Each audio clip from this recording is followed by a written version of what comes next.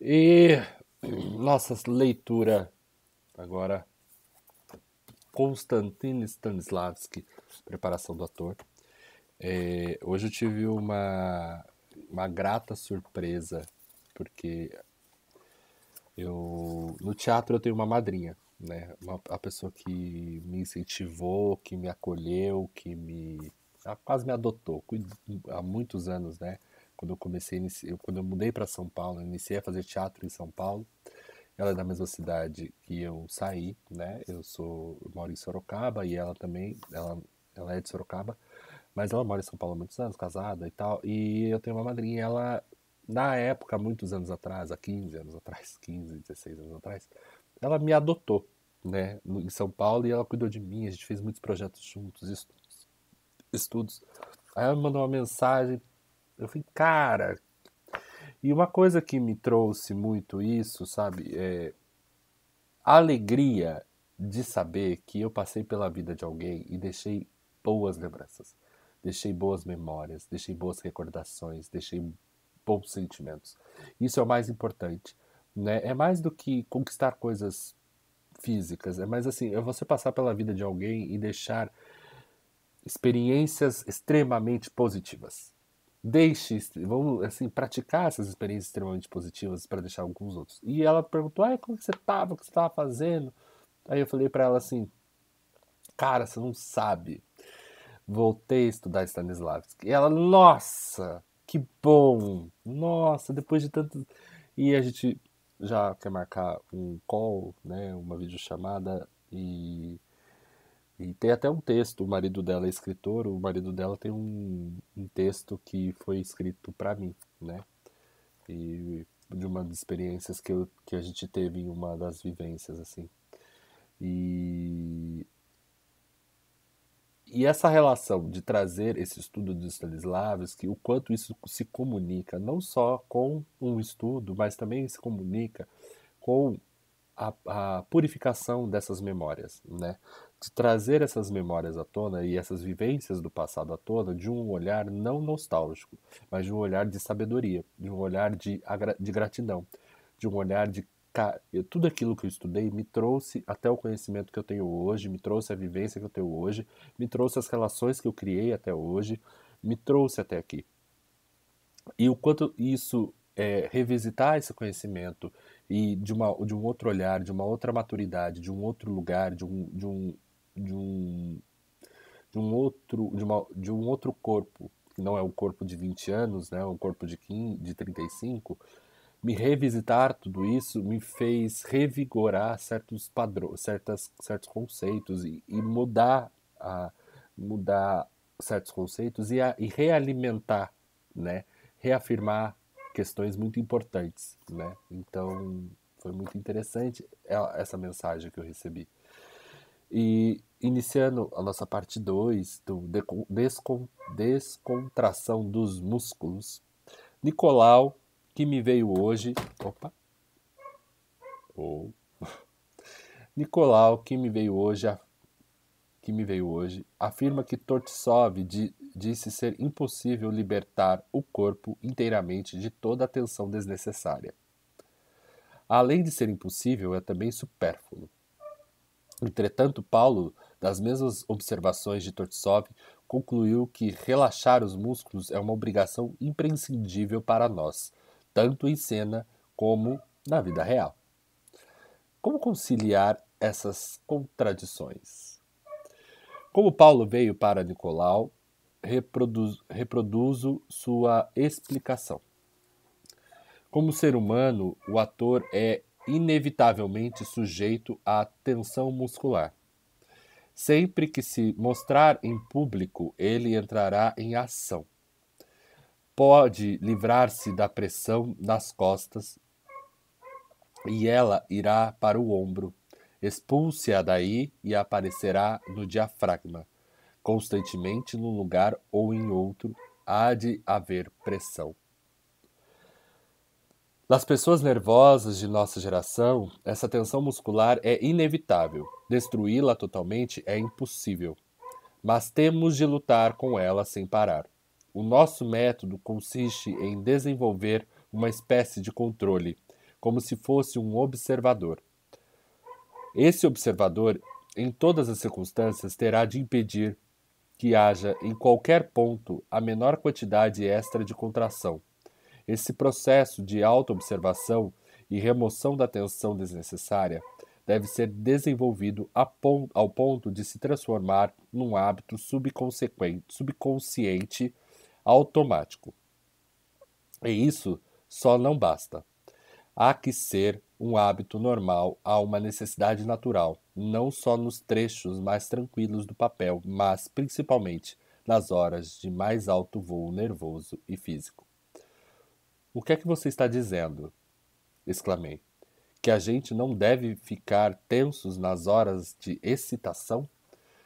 Você não, você não só não deve ficar tenso, explicou Paulo, como deve aumentar ainda mais o seu esforço para relaxar. Prosseguindo, repetiu as palavras do diretor, dizendo que os atores geralmente se forçam nos trechos emocionantes. Portanto, nos trechos de grande tensão, é particularmente necessário conseguir uma liberação muscular total.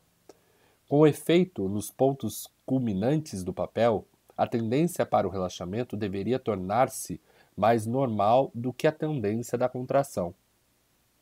Será que isso não é mais exequível? Perguntei. O diretor garante que é, disse Paulo. É verdade que acrescentar que é verdade que acrescenta que, embora seja impossível livrarmos de toda a atenção no momento emocionante, podemos, entretanto, aprender a relaxar constantemente. Deixe vir a tensão, diz ele, se não puder evitá-la, mas imediatamente deixe que o seu controle venha venha removê-la. Até esse controle se transformar num hábito automático, será preciso dedicar-lhe muita atenção, e isso prejudicará nosso trabalho criador. Mais tarde, esse relaxamento dos músculos deverá tornar-se coisa normal. Esse hábito de ser desenvolvido diariamente, constantemente, sistematicamente, tanto em nossos exercícios na escola como em casa, deve prosseguir quando nos deitamos ou nos levantamos, comemos, andamos, trabalhamos, descansamos. Nos instantes de alegria e de sofrimento, o controlador dos nossos músculos deve tornar-se parte de nossa conformação física, uma segunda natureza. Só então deixará de interferir quando estivermos ocupados com o trabalho criador. Se relaxarmos os nossos músculos apenas em certas horas especialmente reservadas para isso, não alcançaremos resultados, pois esses exercícios não foram costume, não se podem transformar em hábitos mecânicos e inconscientes. Quando manifestei minha dúvida sobre a possibilidade de fazer o que Paulo acabara de me explicar, ele citou um exemplo à experiência do próprio diretor. Parece que nos seus primeiros anos da atividade artística, a tensão muscular desenvolveu-se nele ao ponto de quase lhe causar cãibra. Entretanto, desde que desenvolveu controle mecânico, ele, nas horas de intensa excitação nervosa, tem antes necessidade de relaxar os músculos do que de endurecê-los.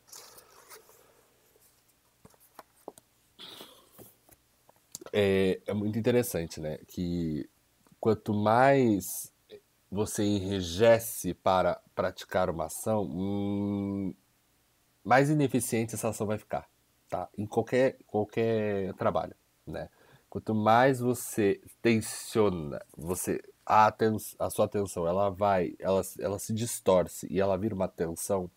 A sua atenção, ela é um caminho livre para o relaxamento. Então, assim, eu quero fazer isso de uma forma extremamente delicada e sutil. Aí você vai tensionando, tensionando, tensionando, aí o negócio trava tudo. E não é esse o caminho. É exatamente relaxar. Deixar que isso fique solto e flua. Né? Todo trabalho que exige muito do corpo, quanto mais relaxado você está, mais eficiente se torna o seu trabalho. Né? Cantar. cantar, quanto mais você tensiona, você vai falando assim, você tensiona e o negócio não sai. Quanto mais você relaxa, menos tensão você pratica. Os seus músculos, eles trabalham livremente, tanto no trabalho da voz como no trabalho do canto. E você ganha potência. Você tocar algum instrumento, por exemplo, eu toco alguns instrumentos de percussão. Quanto mais eu tensiono, mais cansado eu fico, menos eficiente eu fico e eu começo a tirar barulho do instrumento e eu não tiro o som. Então é um trabalho árduo, né?